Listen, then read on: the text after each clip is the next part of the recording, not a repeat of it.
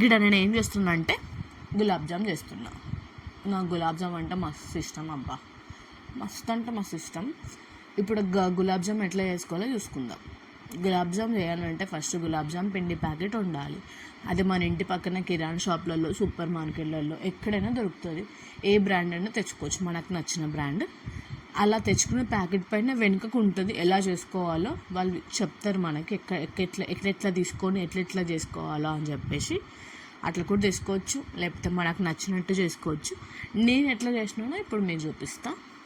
ముందుగా గులాబ్ జామ్ ప్యాకెట్ తీసుకొచ్చుకున్నాను నేను. తెచ్చిన తర్వాత దాన్ని ప్యాకెట్ పైన చదివినా నేను కూడా ఎలా చేసుకోవాలో అని చెప్పేసి. ఆ తర్వాత చదివిన తర్వాత మళ్ళీ డెసిషన్ మార్చుకున్నా, వాళ్ళు ఎలా అన్నీ ఇవ్వని, నేను నా ఓన్గా నేనే చేస్తాను అని చెప్పేసి. అట్లా అనమాట. అయితే ఫస్ట్ ఆ ప్యాకెట్ కట్ చేసి ఆ పిండిని కొలిచిన, ఎంత అయింది పిండి అని చెప్పేసి. ఒక కప్ అయింది. ఆ కప్పు పిండిని ఒక బౌల్లో తీసుకొని ఫస్ట్ పొడి పిండినే మంచి కొంచెం కలుపుకున్నా. అందులో చిన్న చిన్న ఉండలు ఉంటాయి, అవన్నీ పోయిన దాకా కలుపుకున్నా. ఆ తర్వాత అందులో 1/4 కప్ ఆఫ్ వాటర్ వేసుకున్నా నేను. మనం మిల్క్ కూడా వేసుకోవచ్చు, కాకపోతే నేను వాటర్ వేసుకొని పిండిని మంచి ముద్దలా చేసుకొని పక్కకు పెట్టుకున్నా. ఒక 5 minutes 10 minutes పక్కన పెట్టేసుకున్నా.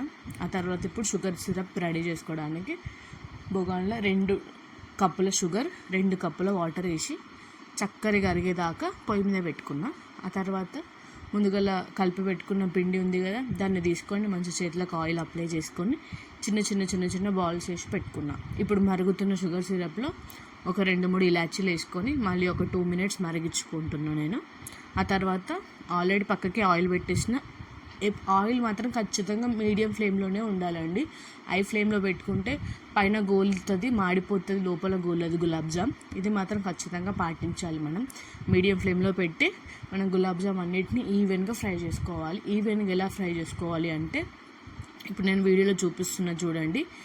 గులాబ్ జామ్ అన్ని బాల్స్లని చెంచాతో తిప్పుతూ ఫ్రై చేసుకోవాలి.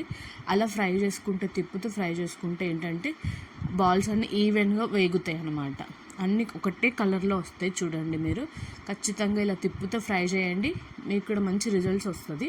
అలా తిప్పుతూ మంచి బ్రౌన్ కలర్ వచ్చేదాకా ఫ్రై చేసుకొని ఆ గులాబ్ జామ్ బాల్స్ అన్నీ తీసి పక్కన పెట్టుకోవాలి 1 నిమిషం. అలానే డైరెక్ట్ షుగర్ సిరప్లో వేయొద్దు. అవి ఒక 1 minute అన్నా గులాబ్ జామ్ బాల్స్ అన్నీ పక్కన పెట్టుకోవాలి. ఆ తర్వాత వేడి షుగర్ సిరప్లో ఆ బాల్స్ అన్నీ వేసేసి ఒక 1 hour పక్కన పెట్టుకోవాలి. 1 hour తర్వాత చూస్తే ఆ గులాబ్ జామ్ బాల్స్ అన్నీ షుగర్ సిరప్ని అబ్జర్వ్ చేసుకొని ఉంటాయి.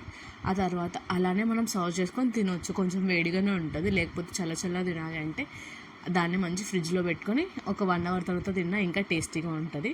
థ్యాంక్ యూ ఫర్ వాచింగ్ అండి. చూసి అలానే వెళ్ళకుండా please do like, share and subscribe and comment. మీరు కూడా ఈ రెసిపీని ఖచ్చితంగా మీ ఇంట్లో ట్రై చేసి నాకు కామెంట్ చేయండి ఎలా వచ్చిందో. థ్యాంక్ యూ ఫర్ వాచింగ్ అండి. బాయ్.